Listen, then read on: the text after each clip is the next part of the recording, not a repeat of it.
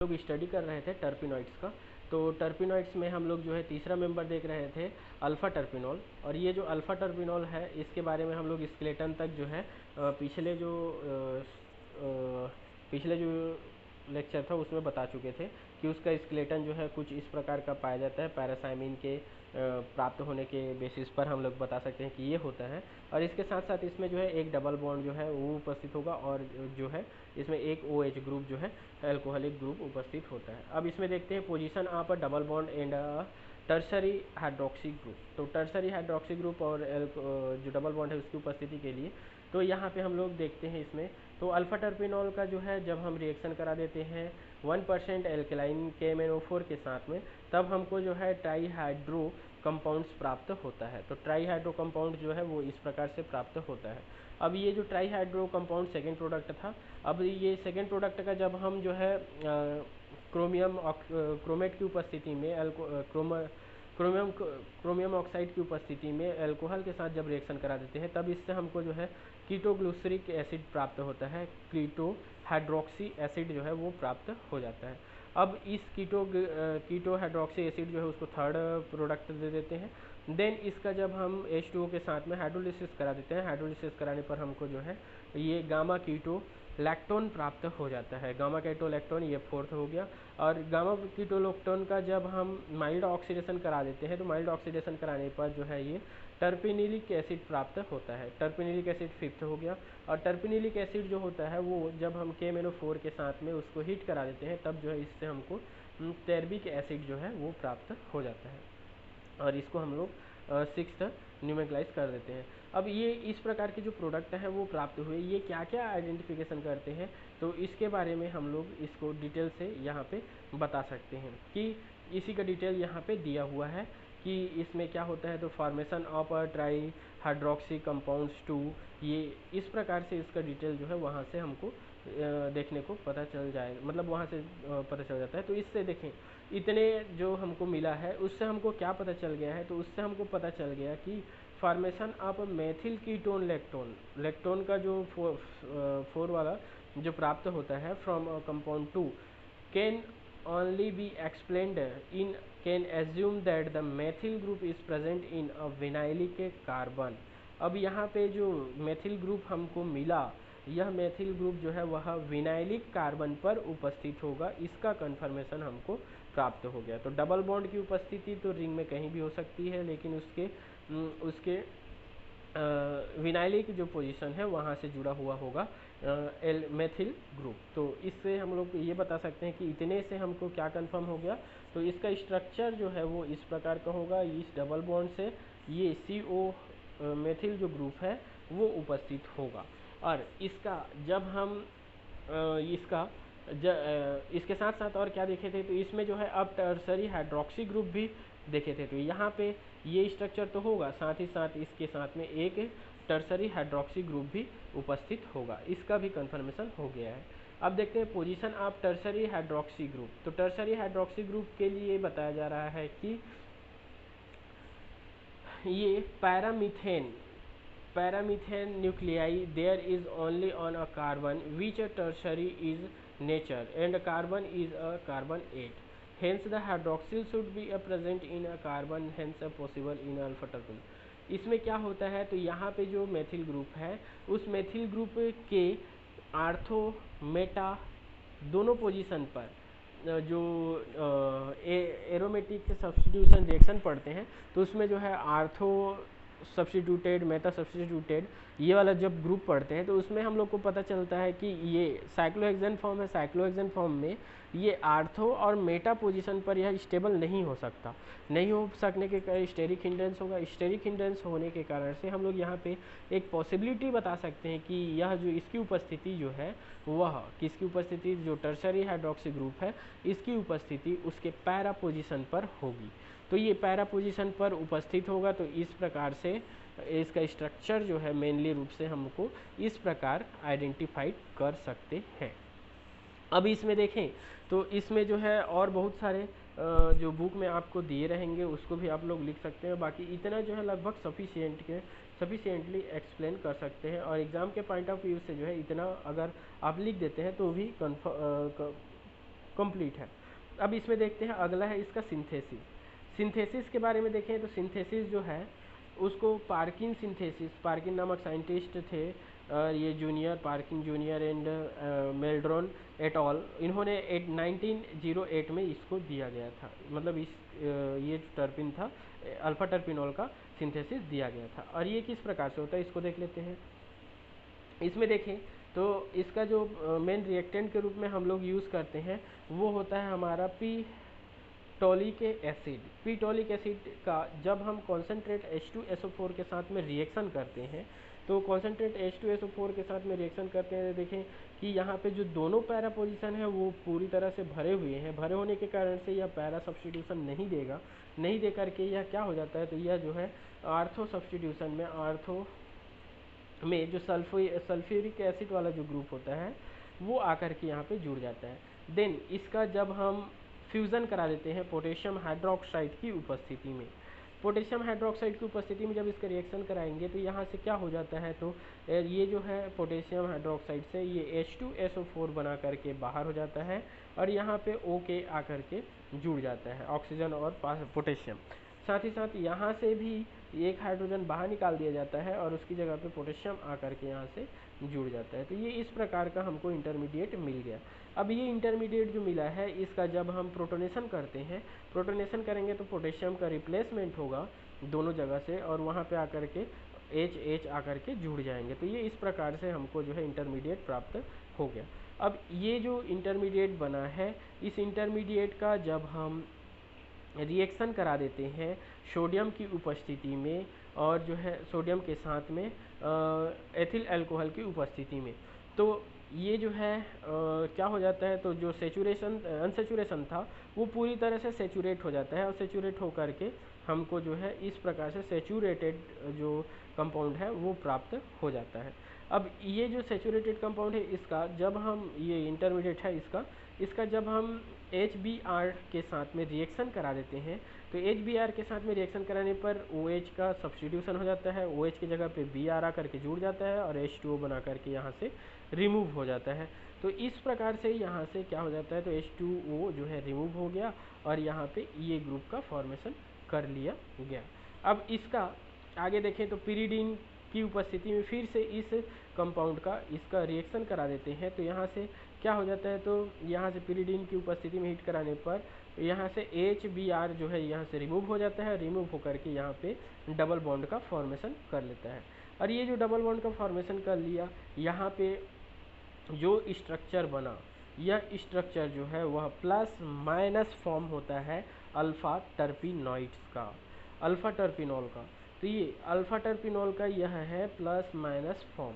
अब इसको जो है हमको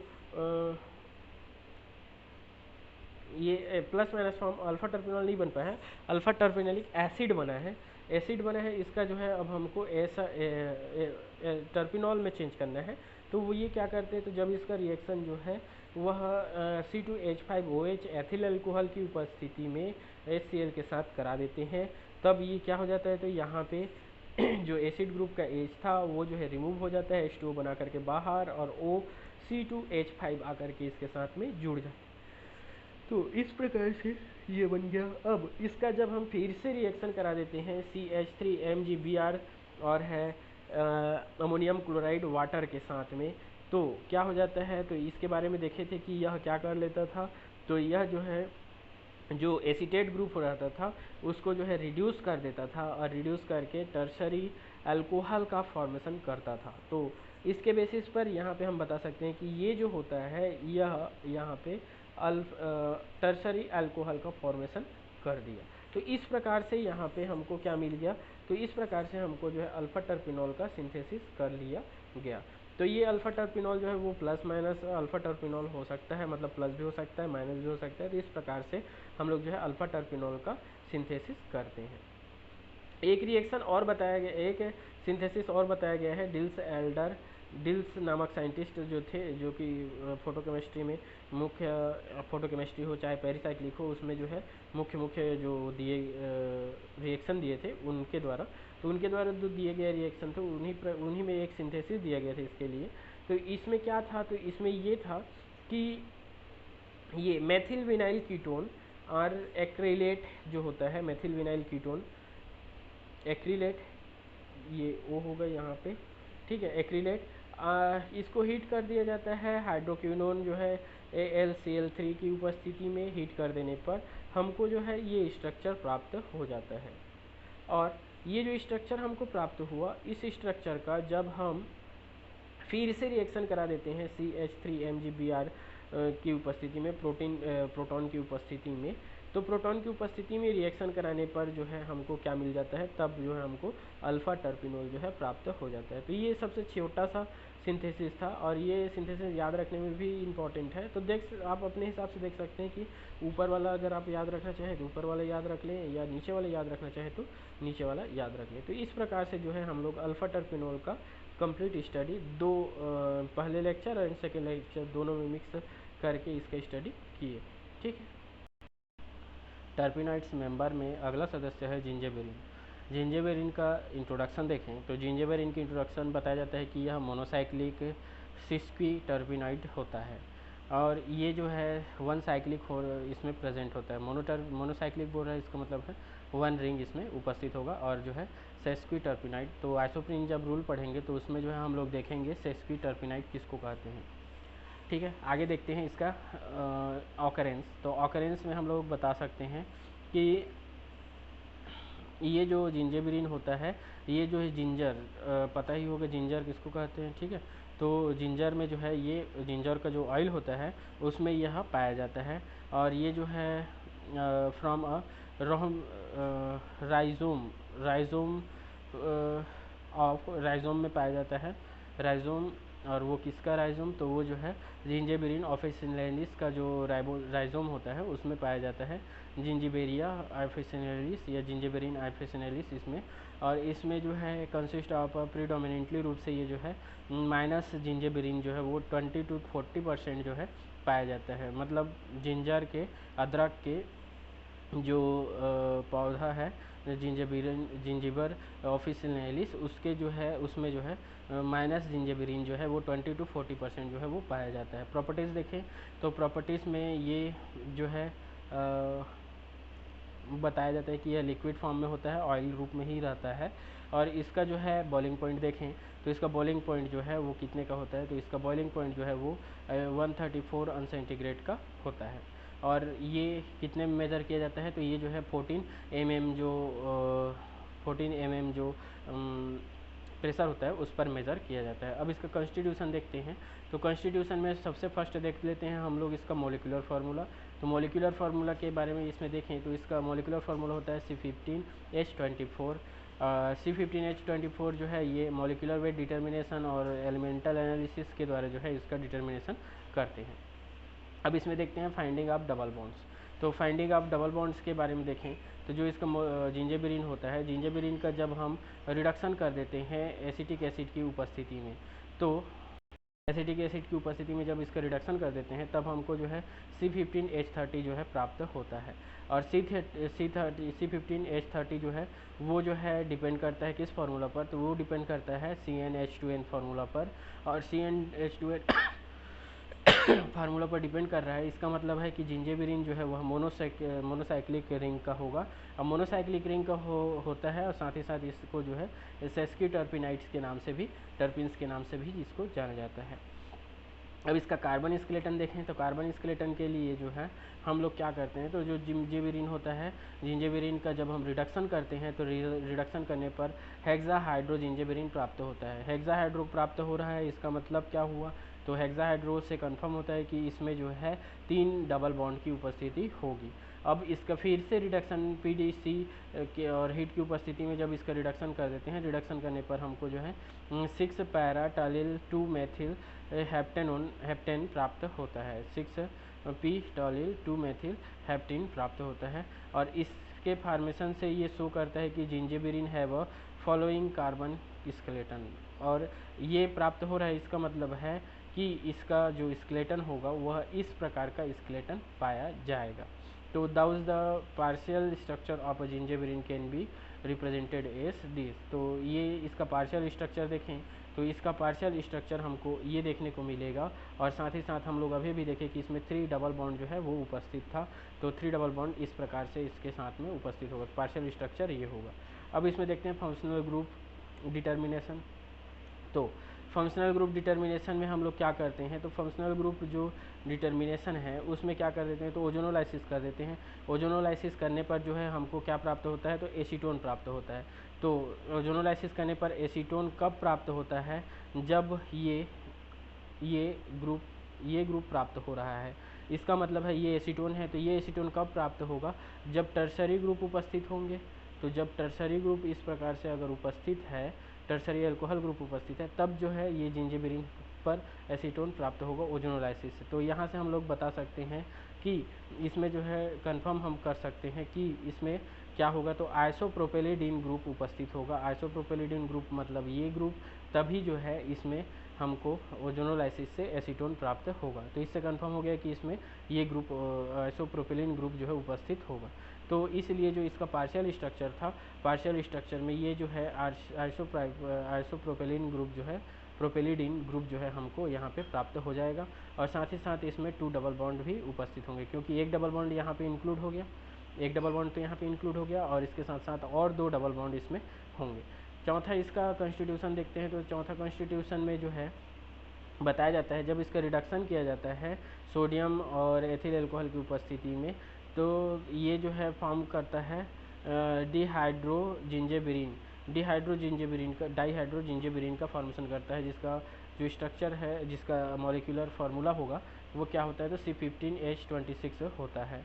और जो है इस प्रकार से जो है इसमें जो डबल बॉन्ड है ये शो करता है, ये प्राप्त होता है दैट ये जो इससे ये पता चलता है कि इसमें जो 3 डबल बॉन्ड होते हैं, इन 3 डबल बॉन्ड में से एक डबल बॉन्ड तो ये उस फॉर्म में पाया गया, इस फॉर्म में, और जो 2 डबल बॉन्ड होंगे वो जो है कैसे होते हैं, तो ये दोनों डबल बॉन्ड जो है वो कंजुगेशन में उपस्थित होते हैं।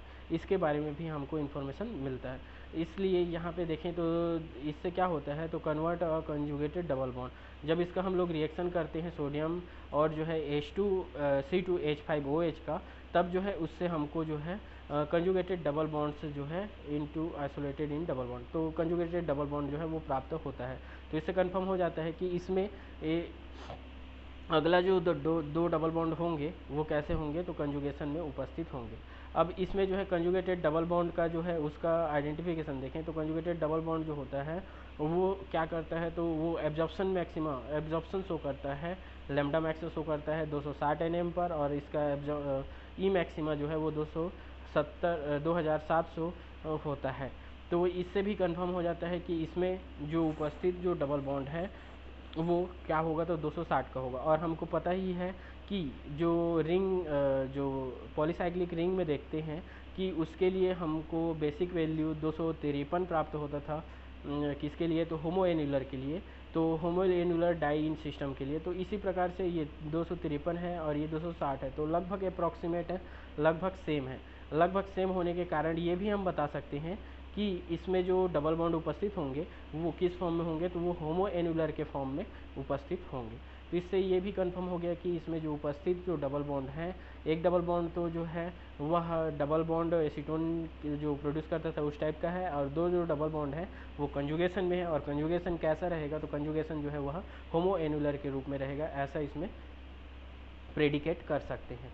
अब अगला देखते हैं, अगले कॉन्स्टिट्यूशन में हम लोग देखते हैं कि जो डाईहाइड्रोजिंजेबेरिन जो बना था उसका जो है ऑक्सीडेशन KMnO4 की उपस्थिति में करा देते हैं, तब हमको जो है कीटो डाई कार्बोक्सिलिक एसिड जिसका मॉलिक्यूलर फार्मूला C12H20O5 प्राप्त होता है, जिसको स्ट्रक्चराइज कर दिया जाता है 2 से न्यूमेरिकलाइज कर दिया जाता है। तो ये और इसका फिर से हम लोग ऑक्सीडेशन कर देते हैं सोडियम ऑक्सीब्रोमाइड की उपस्थिति में, तब हमको जो है ट्राई कार्बोक्सिलिक एसिड प्राप्त होता है। तो ये ट्राई कार्बोक्सिलिक एसिड और साथ ही साथ हमको जो है ब्रोमोफॉर्म प्राप्त होता है। तो इसके जो ब्रोमोफॉर्म फॉर्मेशन हुआ है यह जो है सजेस्ट करता है कि जो कीटो डाई कार्बोक्सिलिक एसिड जो बना है वो जो है उसमें CH3CO ग्रुप उपस्थित होगा, तभी जो है यहाँ से हमको जो है क्या मिला है, तो यहाँ से हमको ब्रोमोफॉर्म प्राप्त हुआ है। तो इसको जो है थोड़ा सा स्ट्रक्चरल वाइज देख लेते हैं। तो स्ट्रक्चरल वाइज देखें तो ये किस प्रकार से बता सकते हैं। तो इसको ये एवब रिएक्शन जो है ये वो इस प्रकार से दिया गया है। इस रिएक्शन में देखें तो ये जो हमारा स्ट्रक्चर दिया हुआ है, ये स्ट्रक्चर, इस स्ट्रक्चर में ये उसका हम लोग अभी इससे पहले देखे थे कि ये स्ट्रक्चर जो है नॉर्मली हम लोग जो है आइडेंटिफाइड किए थे। इस स्ट्रक्चर में देखे थे कि 2 डबल बॉन्ड और उपस्थित होगा, ऐसा बताया गया था। अब इसका जब हम सोडियम और एथिल अल्कोहल की उपस्थिति में इसका जब हम रिएक्शन कराते हैं तो रिएक्शन कराने पर जो है हमको क्या मिल जाता है। तो रिएक्शन कराने पर हमको ये स्ट्रक्चर प्राप्त हो जाता है 2। अब इसका हम लोग KMnO4 की उपस्थिति में जब रिएक्शन करा देते हैं, यहाँ पे डबल बॉन्ड है, ठीक है। तो ये रिएक्शन जब करा लेते हैं, इसका रिएक्शन कराएंगे तो क्या हो जाता है। तो रिएक्शन कराने पर हमको ये स्ट्रक्चर प्राप्त होता है, डाई कार्बोक्सिलिक एसिड ग्रुप प्राप्त होता है। ये डाई कार्बोक्सिलिक एसिड ग्रुप प्राप्त हो गया। अब इसका फर्दर जो है फिर से ऑक्सीडेशन कराए हम लोग, फर्दर फिर से ऑक्सीडेशन कराने पर जो है यहाँ से ट्राई कार्बोक्सिलिक एसिड ग्रुप ये प्राप्त हो जाता है। ये इसको जो है कंपाउंड 4 करके इसको नोमेनक्लाइज किया गया है और यहाँ से हमको ये ब्रोमोफॉर्म प्राप्त हो जाता है। तो इस प्रकार से हमको ट्राई कार्बोक्सिलिक एसिड जो है वो प्राप्त हो गया। और ये इसके इस रिजल्ट से क्या बता सकते हैं। तो methyl group of the ring is present on the vinylic carbon and a conjugated system. और वो जो है कंजुगेटेड सिस्टम में उपस्थित है और मेथिल ग्रुप जो है वह कहाँ पे उपस्थित है। तो वो जो है मेथिल ग्रुप जो है वो रिंग में प्रेजेंट है। इसका यहाँ पे प्रेडिकेशन हम लोग कर सकते हैं। आगे देखें इसका अगला, तो position of the 2 conjugated double bond in a ring. Ring में जो कंजुगेटेड डबल बॉन्ड है वो कहाँ पे उपस्थित है। तो इसको हम लोग डायरेक्ट रिएक्शन से देखते हैं कि ये जब हम जिंजेबेरिन का जब हम इसके साथ में रिएक्शन करा देते हैं, ये जो कंपाउंड दिख रहा है आपका, इसके साथ में और हीट करा देते हैं। हीट कराने पर जो है हमको एक एडक्ट प्राप्त होता है, ये 5वां जो एडक्ट है वो प्राप्त होता है। और इस एडक्ट का जब हम फिर से हम लोग हीट देते हैं और रिट्रोडिसल्डर रिएक्शन करा देते हैं, रिट्रोडिसल्डर रिएक्शन कराने पर हमको क्या मिल जाता है। तो ये जो स्ट्रक्चर है पार्शियल स्ट्रक्चर, ये स्ट्रक्चर 5 और स्ट्रक्चर 6 और स्ट्रक्चर 7 जो है वो प्राप्त हो जाता है। अब ये जो स्ट्रक्चर 6 और 7 जो हमको प्राप्त हुए हैं, ये स्ट्रक्चर ये क्या करते हैं। तो इन स्ट्रक्चर को जो है हम लोग जब एक साथ रिएक्शन करा देते हैं तो रिएक्शन कराने पर जो है ये क्या बन जाता है। तो ये किस प्रकार से रिएक्शन करते हैं। तो यहाँ पे जो है फोटोकेमिस्ट्री से यहाँ पे रिएक्शन हो रहा है। यहाँ से ये जो बॉन्ड है वो यहाँ पे शिफ्ट हो गया यहाँ पे, और ये जो बॉन्ड है ये शिफ्ट हो गया यहाँ पे, नहीं एक मिनट, ये बॉन्ड जो है वो शिफ्ट हो गया यहाँ पे, ठीक है। यहाँ पे शिफ्ट हुआ तो ये जो बॉन्ड है वो इधर चला जाएगा ऐसा। तो इस प्रकार से यहाँ से ये रिएक्शन करेगा, रिएक्शन करके हमको ये प्रोडक्ट देता है। ये जो प्रोडक्ट दिया है इसका जब हम लोग इक्वलाइज़ करें तो ये एडक्ट कैसा दिखेगा। तो ये एडक्ट जो है हमको इस प्रकार से कुछ इस प्रकार से देखने को मिलता है। तो ये एडक्ट का जो फॉर्मेशन हुआ है, ये एडक्ट 5वां एडक्ट है। और इस 5वें एडक्ट से हमको क्या कंफर्मेशन मिलता है। तो इससे जो है हमको ऑन द बेसिस ऑफ जो ये 5 स्ट्रक्चर है, इससे हमको क्या मिल गया। तो इससे हमको जो है ये जो एडक्ट है, अब इस एडक्ट का 5वें एडक्ट का जब हम रिट्रोडिसल्डर रिएक्शन करा देते हैं तो रिट्रोडिसल्डर रिएक्शन कराने पर क्या हुआ है।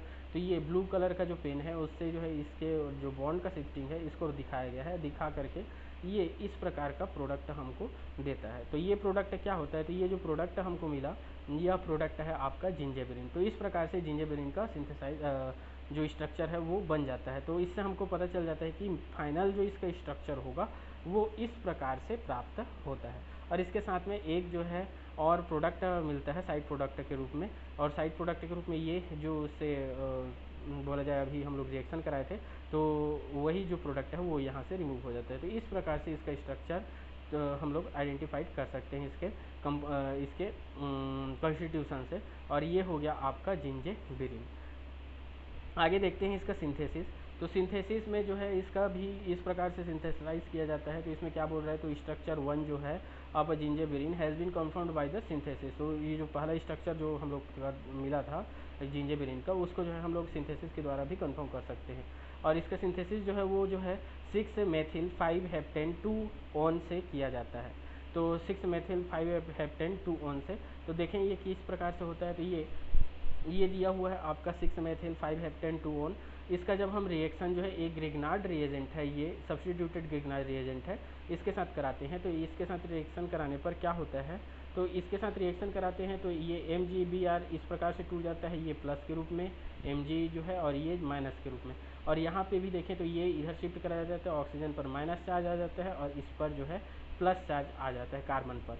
तो ये लगभग जो है नॉर्मल सा जो सब्स्टिट्यूशन रिएक्शन होता है उसी प्रकार से होता है। और यहाँ पे देखें तो ये जो माइनस वाला चार्ज वाला है ये आकर के यहाँ ऐड हो जाता है, और ये जो ब्रोमीन वाला जो है यह ब्रोमीन क्या करता है तो ये आकर के इस ऑक्सीजन के साथ ऐड होगा तो क्या होगा, तो यहाँ पे ऐड हो जाएगा। ऐड होकर के यहाँ से क्या होगा तो हाइड्रोलिसिस कराया जाएगा सेकेंड प्रोसेस में, ये तो पता ही है, ठीक है। तो हाइड्रोलिसिस कराने पर ये जो ग्रुप है यहाँ पे हम लोग क्या लिखना था, तो यहाँ पे हमको लिखना था ऐसा, ये OCH3 जो लिखा हुआ है उसके जगह पे Mg और Br, तो MgBr लिखते तो ये ठीक रहता। उसके बाद हाइड्रोलिसिस करा देते, हाइड्रोलिसिस कराने पर ये जो है OCH3 देता है, O क्या देगा तो OCH3 ग्रुप देगा, ठीक है। तो इस प्रकार से ये जो है यहाँ पे आया है, तो ये हो गया।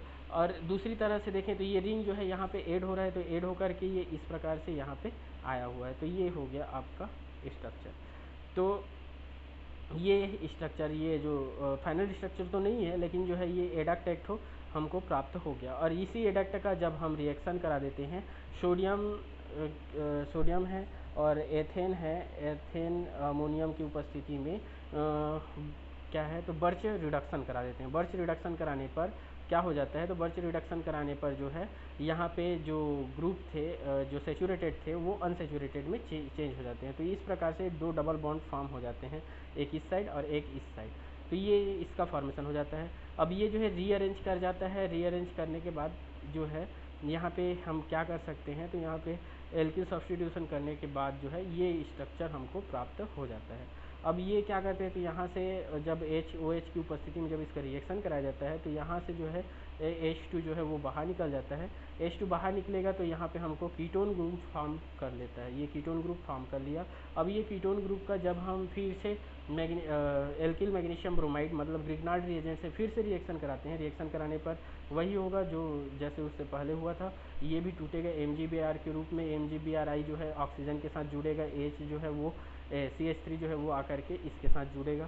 कहने का मतलब है यहाँ पे CH3 जुड़ जाता है, CH3, और इससे जुड़ जाएगा MgBr, और इस प्रकार से ये बन गया। अब इसमें क्या होता है, तो फिर से इसका हाइड्रोलिसिस करा देते हैं।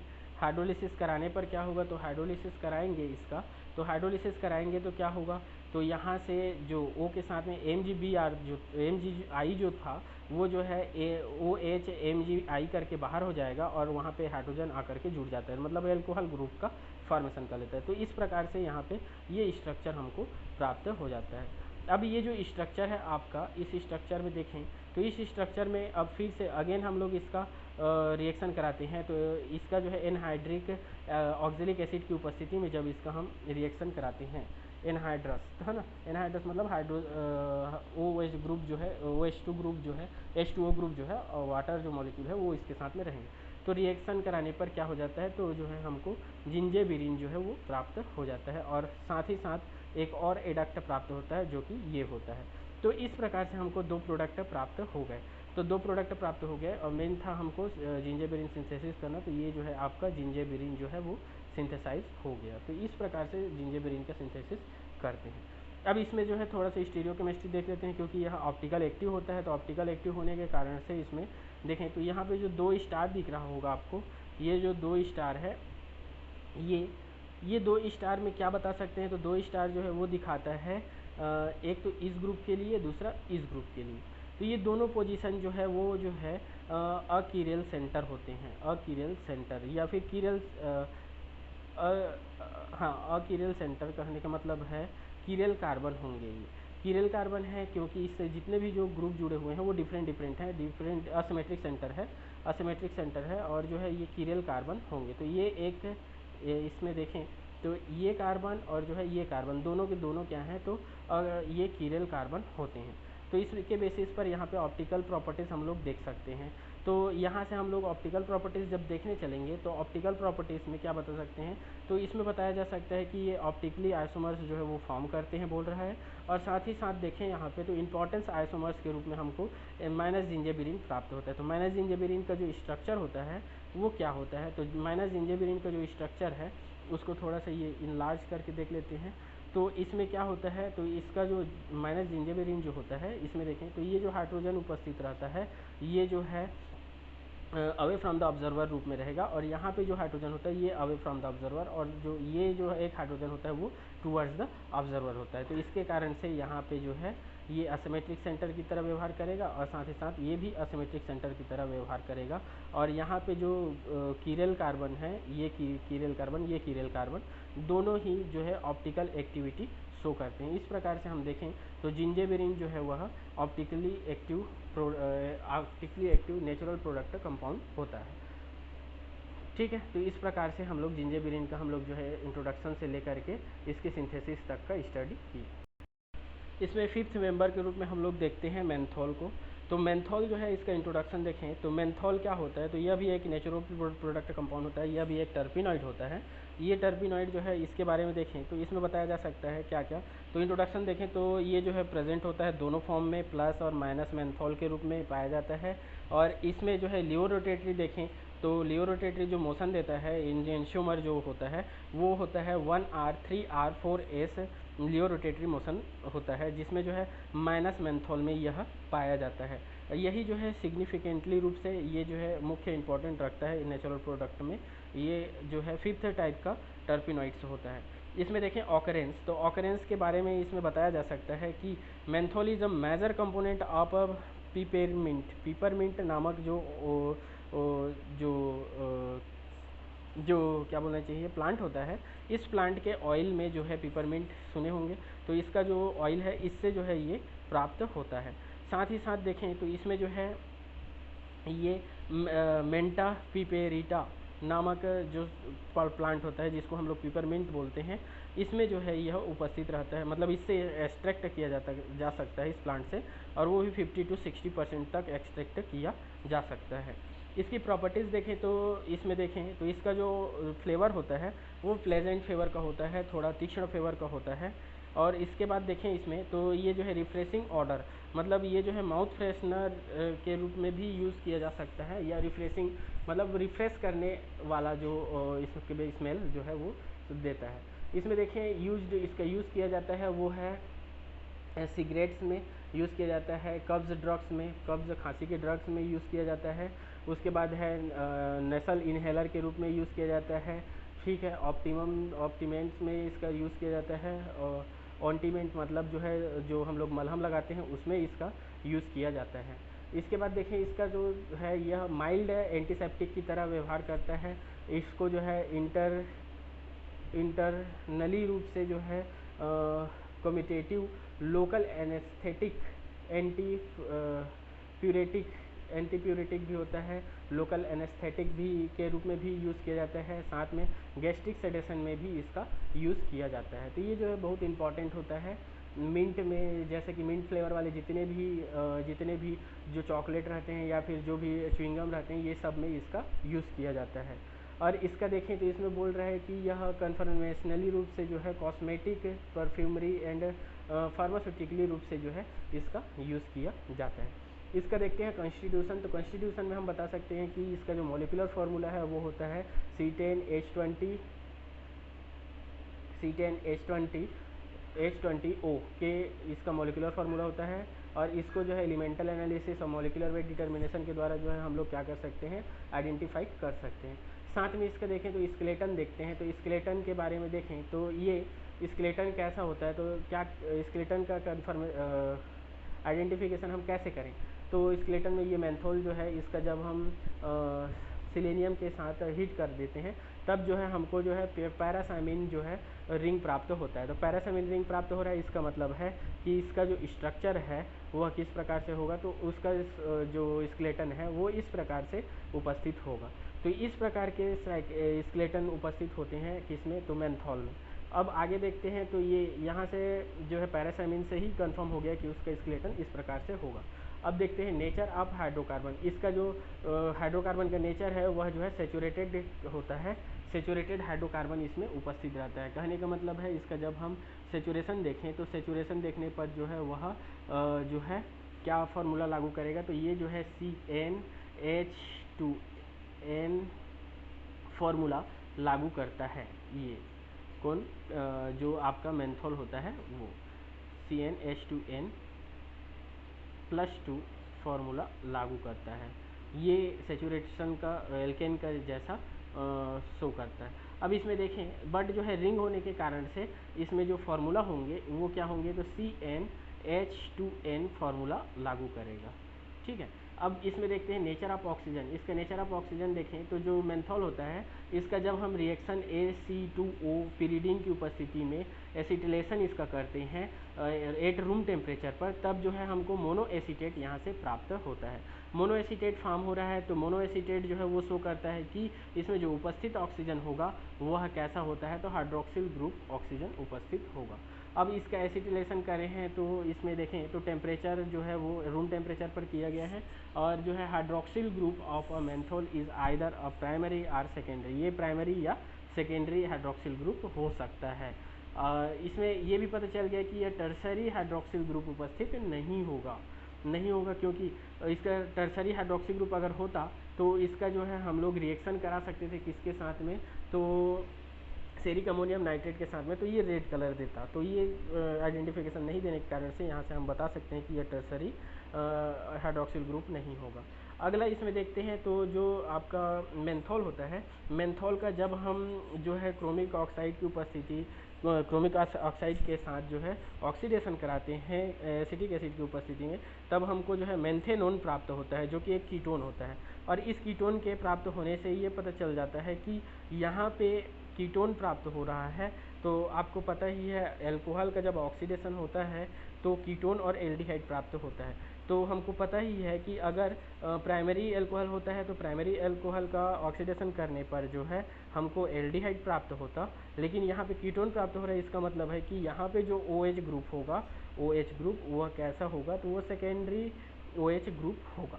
तो इस प्रकार से कंफर्म हो जाता है कि यहाँ जो उपस्थित जो हाइड्रोक्सी ग्रुप है वह सेकेंडरी हाइड्रोक्सी ग्रुप होगा।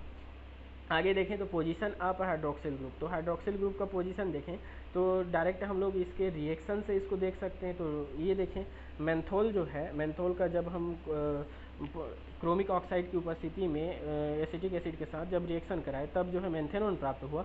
इसका फिर से जब हम KMnO4 के साथ जो है ऑक्सीडेशन करा देते हैं तो ऑक्सीडेशन कराने पर ये थर्ड जो कॉम्प्लेक्स है, थर्ड जो एडक्ट है ये प्राप्त हुआ। ये थर्ड एडक्ट क्या होता है, तो कीटोमेथेन थैलिक एसिड होता है, कीटोमेथेन थैलिक एसिड। अब इसका फिर से अगर हम ऑक्सीडेशन करा देते हैं, इसका फिर से ऑक्सीडेशन कराने पर जो है हमको क्या प्राप्त होता है, तो हमको इस प्रकार का ये डाई सब्स्टिट्यूटेड कार्बोक्सिलिक एसिड प्राप्त होता है, और साथ ही साथ ये प्रोडक्ट जो है प्राप्त होता है एसीटोन। तो एसीटोन प्राप्त हो रहा है, इससे हमको पता चल गया कि इस पर जो है क्या होगा, तो आइसोप्रीन टाइप का ग्रुप उपस्थित होगा, वो भी पता चल गया। अब इसमें देखते हैं इसका फॉर्मेशन। तो ये जो थर्ड ग्रुप जो बना है, थर्ड ये बना है, थर्ड जो प्रोडक्ट बना था, एडक्ट बना था, ये एडक्ट से हमको क्या कंफर्म होता है, तो उस थर्ड एडक्ट से देखें तो इससे पता चलता है कि keto group in a menthanone is present in a P menthanone, है ना, पैरामेथेनोन जो है इसमें उपस्थित होगा, इसका कंफर्मेशन प्राप्त होता है स्केलेटन में। मतलब जो हाइड्रोक्सी ग्रुप है वह पैरा पोजीशन में उपस्थित नहीं होगा, इस चीज़ को यहाँ पे कंफर्म कर सकता है। दाउस द मेंथॉल इज ये बोल रहा है कि पी मेंथॉल 3 ऑल के रूप में यह उपस्थित होगा, और मेंथेनोन इज अ पैरा मेंथेनोन 3 ओन के रूप में उपस्थित होगा। कहने का मतलब ये है कि इसका जो स्ट्रक्चर है वह इन जो आइडेंटिफिकेशन किए हैं हम उसके बेसिस पर इसका जो नॉर्मल स्ट्रक्चर जो है वो इस प्रकार से होगा। तो इस प्रकार से जो है हम लोग जनरली इसका जनरल स्ट्रक्चर जो है वो आइडेंटिफाई किए। अब इसमें बोल रहा है कि the structure are explain in the formation of oxidation product. इसमें जो है ये ऑक्सीडेशन से हम लोग इसके स्ट्रक्चर को जो है आइडेंटिफाई कर लिए कि इससे ये कंफर्म होता है, ये जो ऑक्सीडेशन प्रोडक्ट मिला हुआ है ये ऑक्सीडेशन प्रोडक्ट ऐसा इसको पहले भी देखे, इससे कंफर्म होता है कि जो पहले स्ट्रक्चर था वैसा ही इसमें उपस्थित होगा। स्ट्रक्चर अब मेंथोल देखें तो स्ट्रक्चर अब मेंथोल के बारे में देखें तो ये मेंथेनोन का स्ट्रक्चर ये होता है, और मेंथेनोन का जब हम रिडक्शन कर देते हैं, रिडक्शन करने पर हमको ये स्ट्रक्चर प्राप्त होता है। और ये स्ट्रक्चर किसका होता है, तो ये स्ट्रक्चर जो है वो होता है मेंथोल का। तो मेंथोल का स्ट्रक्चर ये होता है, तो इससे हमको कंफर्म हो गया कि जो है हमको ये स्ट्रक्चर प्राप्त हो रहा है, मतलब मेंथोल का जो स्ट्रक्चर है वो कुछ इस प्रकार से होगा। तो इस प्रकार से हम लोग इसका जनरल कॉन्स्टिट्यूशन जो है वो एक्सप्लेन करते हैं। अब इसका देख लेते हैं हम लोग सिंथेसिस। तो सिंथेसिस देखें तो सिंथेसिस क्या होता है, तो सिंथेसिस जो है वो Cords and Hessels synthesis, Cords and Hessels नामक जो साइंटिस्ट थे उन्होंने जो है ये सिंथेसिस दिया था, इसलिए इनके नाम पर दिया गया है। ये जो है किससे स्टार्ट होता है, तो ये जो है स्टार्ट होता है इससे एम सिरेसोल से। एम सिरेसोल का जब हम रिडक्शन करते हैं और हीट देते हैं H2Ni की उपस्थिति में, तब हमको जो है ये एक एडक्ट प्राप्त होता है। इस एडक्ट का जब हम फिर से रिएक्शन K2 क्रोमिक ऑक्साइड के साथ कराते हैं, ऑक्सीडेशन करा देते हैं, तो क्रोमिक ऑक्साइड के साथ ऑक्सीडेशन कराने पर ये जो एल्कोहल ग्रुप था वो जो है वो किस में चेंज हो जाता है, तो वो जो है कीटोन में चेंज हो जाता है। और ये जो कीटोन है, ये कीटोन का जब हम ये जो कीटोन वाला एडक्ट प्राप्त हुआ है, इसका जब हम रिएक्शन जो है इसकी उपस्थिति में सोडियम और THF की उपस्थिति में रिएक्शन करा देते हैं, तो ये क्या दे देता है, तो ये देता है हमारा ये प्रोडक्ट। ये जो एडक्ट है, इस एडक्ट के द्वारा जो है ये एक एडक्ट है, ये एडक्ट प्राप्त होगा। और इस एडक्ट का फिर से जब हम ये हीट करा देते हैं, हीट कराने पर क्या हो जाता है, तो यहाँ पर जो उपस्थित ये CO ग्रुप है, ये कार्बन मोनोऑक्साइड के रूप में यहाँ से ये ग्रुप नहीं, सॉरी ये ग्रुप नहीं, ये वाला जो ग्रुप है यह कार्बन मोनोऑक्साइड के रूप में यहाँ से रिमूव हो गया, और रिमूव हो करके ये एक एस्टर डेरिवेटिव कीटो एस्टर डेरिवेटिव प्रोडक्ट का फॉर्मेशन कर लिया। और ये जो कीटो एस्टर डेरिवेटिव प्रोडक्ट है, इसका जब हम फिर से रिएक्शन करा देते हैं सोडियम एथॉक्साइड के साथ में एसिटिक एसिड एथिल अल्कोहल की उपस्थिति में, और दूसरी बार में इसका रिएक्शन करा देते हैं एक आइसोआयोडाइड ग्रुप के रूप में, तो जो है इसका एडिशन हो जाता है यहाँ पे, और यहाँ पे एडिशन हो करके यह इस प्रकार का जो है एडक्ट का फॉर्मेशन करता है। और ये जो एडक्ट है, इसका जब हम फिर से हाइड्रोलिसिस करा देते हैं हाइड्रोनियम आयन की उपस्थिति में, हाइड्रोनियम आयन की उपस्थिति में इसका हाइड्रोलिसिस कराने पर क्या हो जाता है, तो यहाँ पर जो C2H5 होता है, यह जो है एथिल अल्कोहल बना करके बाहर हो जाता है, और यहाँ पे एसिड ग्रुप जो है फॉर्म हो जाता है। देन इसका फिर से इसको जब हम हीट करते हैं, फिर से हीट करने पर क्या हो जाता है, तो ये जो ग्रुप होता है यह कार्बन डाइऑक्साइड के रूप में यहाँ से रिमूव हो जाता है, और रिमूव हो करके वहाँ पे इस प्रकार का एडक्ट फॉर्म करता है। और ये जो एडक्ट है, इस एडक्ट का देखें तो इस एडक्ट के बारे में हम लोग किस प्रकार से इसको आइडेंटिफाई कर सकते हैं, तो ये एडक्ट जो हमको प्राप्त हुआ था, ये एडक्ट का जब हम फिर से रिएक्शन करा देते हैं, फिर से रिएक्शन करा दें किसमें, तो H2 over a copper chromate और अ सोडियम बोरोहाइड्रेट के साथ में, तो इसका जब हम रिडक्शन है ये मेनली रिडक्शन इसका कराने पर क्या हो जाता है, तो जो कीटो ग्रुप है मेंथेनोन जो बना हुआ है, ये मेंथेनोन का जब रिडक्शन कराते हैं, तो रिडक्शन कराने पर हमको क्या मिल जाता है, तो हमको जो है यहाँ से अल्कोहल ग्रुप वहाँ पे सब्स्टिट्यूट हो जाएगा, और यहाँ से हमको क्या मिल जाता है, तो यहाँ से हमको मेंथोल प्राप्त हो जाता है। तो इस प्रकार से जो है ये थोड़ा लेंदी प्रोसेस है, इस लेंदी प्रोसेस के द्वारा जो है हम लोग मेंथोल का सिंथेसिस कर सकते हैं। अब इसमें थोड़ा सा इसका स्टीरियोकेमिस्ट्री का भी स्टडी कर लेते हैं। तो स्टीरियोकेमिस्ट्री में देखें तो इसका स्टीरियोकेमिस्ट्री में बताया जाता है कि जो मेंथल हैज़ अ 3 कीरल कार्बन, इसमें जो है 3 कीरल कार्बन की उपस्थिति दर्ज की गई है। इसमें देखें तो वो कौन कौन से पोजीशन पे, तो ये बताया गया है कि जो माइनस मेंथोल होता है नेगेटिव मेंथोल होता है माइनस मेंथोल, उसमें 1 पोजीशन 3 पोजीशन एंड 4 पोजीशन, ये 1 3 4 ये चारों पोजीशन जो हैं वो जो है असिमेट्रिक सेंटर होते हैं, मतलब कीरल कार्बन यहाँ पे उपस्थित होता है। असिमेट्रिक सेंटर होने का कहने का मतलब है कि यहाँ पे जितने भी जो ग्रुप उपस्थित होंगे, ये मतलब इस कार्बन से जुड़े हुए जितने भी ग्रुप होंगे वो डिफरेंट ग्रुप होंगे। तो यहाँ पे 1 3 और 4 जो है ये पोजीशन क्या होते हैं, इसके कीरल पोजीशन होते हैं। इसका जब हम साइक्लिक स्ट्रक्चर देखें, साइक्लोहेक्सेन लाइक है ये, तो इसका साइक्लिक स्ट्रक्चर देखें तो जो है इसका चेयर फॉर्म में इस प्रकार से इसको हम लोग रिप्रेजेंट करते हैं। अगला देखते हैं हम लोग दूसरा, तो जो माइनस आइसोमेंथोल, माइनस आइसोमेंथोल जो है वो क्या होता है, तो उसमें वन पोजीशन जो है, जो माइनस मेंथोल था उसमें आर था, लेकिन इसमें जो है हमको एस प्राप्त होता है। इसमें थर्ड पोजीशन जो आर था वो आर ही होता है, और फोर्थ पोजीशन जो है वो भी एस ही होता है, एस होता है। तो इस प्रकार से इसका जो जो आइसोमेरिज्म है वो देखें तो वो 1s 3r 4s माइनस आइसोमेंथेनॉल के नाम से इसको जाना जाता है। इसका जब हम चेयर फॉर्म देखें, चेयर फॉर्म, तो इस प्रकार से इसका चेयर फॉर्म जो है वो रिप्रेजेंट किया जा सकता है। ठीक है, तो इस प्रकार से इसका चेयर फॉर्म जो है हमको देखने को मिलता है। अगला देखें तो अगला जो इसका स्ट्रक्चर है वो अगला स्ट्रक्चर क्या होता है, तो अगला स्ट्रक्चर में हम लोग बता सकते हैं कि इसमें जो है नियोमेंथेनॉन भी देखने को मिलता है। तो उसमें क्या होता है, तो 1r 3s 4s जो है हमको प्राप्त होता है, वो 3s 4s प्लस नियोमेंथोल के रूप में ये होता है। और इसका जो बोला जाए कि जो चेयर फॉर्म है वो इस प्रकार से देखने को मिलता है। और इसका जो फोर्थ एंड लास्ट जो सदस्य है मेंथोन का, वो होता है माइनस नियो आइसोमेंथोन। माइनस नियो आइसोमेंथोन का स्ट्रक्चर देखें तो उसमें इस प्रकार से स्ट्रक्चर हमको देखने को मिलता है, माइनस नियो आइसोमेंथेनोन। और इसका जो साइक्लिक फॉर्म है वो कुछ इस प्रकार का देखने को मिलता है। तो इस प्रकार से जो है हम लोग फाइनली रूप से ये जो मेंथोल है, इस मेंथोल का जो स्टीरियोकेमिस्ट्री है उसका स्टडी इस प्रकार से करते हैं। तो ये जो है आपका 5वां सदस्य था जिसको जो है हम लोग टर्पिनॉइड्स के अंतर्गत जो है स्टडी किए। अब अगले टॉपिक में देखेंगे हम लोग अगले लेक्चर में अगला टॉपिक।